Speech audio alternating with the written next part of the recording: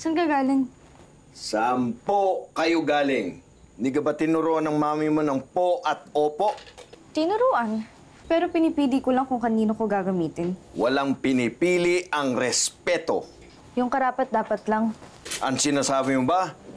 Hindi ako karapat-dapat respetuhin?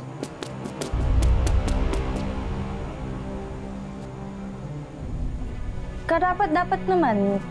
Po?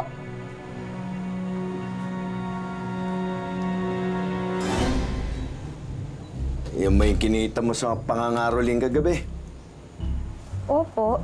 Sakto nga lang para may panggastos ako. Hindi naman kasi ako bibigyan ni Mommy. At hindi rin kita bibigyan. Alam ko. Po?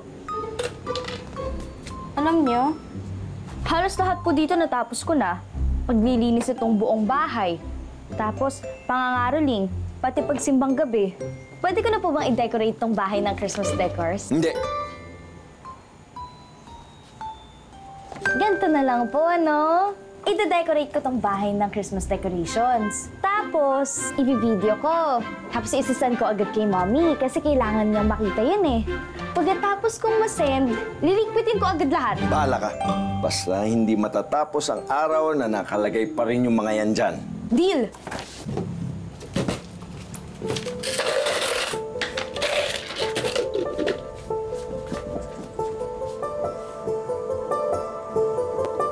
O ma, nakita mo po ang ganda-ganda.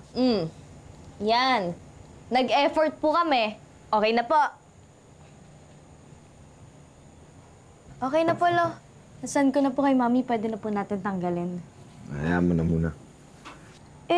Akala ko po ba sabi niyo kanina huwag matatapos tong araw na to na nakakabit po yan? Tapos ngayon, magtanggalin. Ano ba talaga? Po. Tsaka na natin tanggalin. Lo, bakit po ayaw niyo ng may Christmas decorations? At kung ayaw niyo po talaga ng Christmas decorations, bakit hindi niyo po tinatapon? Galit ako sa Pasko. Sa bagay, ako rin eh. Ang daming gastos, tapos ang dami pang mga tao mapagpanggap. Blech. Pasko nang namatay si Esther, ang lola mo. Pasko rin nang umalis si Mary Ann sa bahay na ito. At hindi na bumalik. I'm sorry. Bakit kang magsusorry? Hindi naman ikaw may kasalanan. Okay po. Nung nagkasakit si Esther ng cancer, tuwing Pasko, inihiling ko na gumaling na siya. Kaso, ang nangyari? Namatay. Nung umalis si Mary Ann, lagi ko rin inihiling tuwing Pasko na bumalik na siya.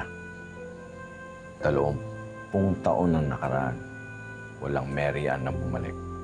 Sabi nga nila, ang Pasko ay ang panahon ng pagsasaya, pagsasama. Kahit kailan, hindi ko naranasan ang ganung Pasko.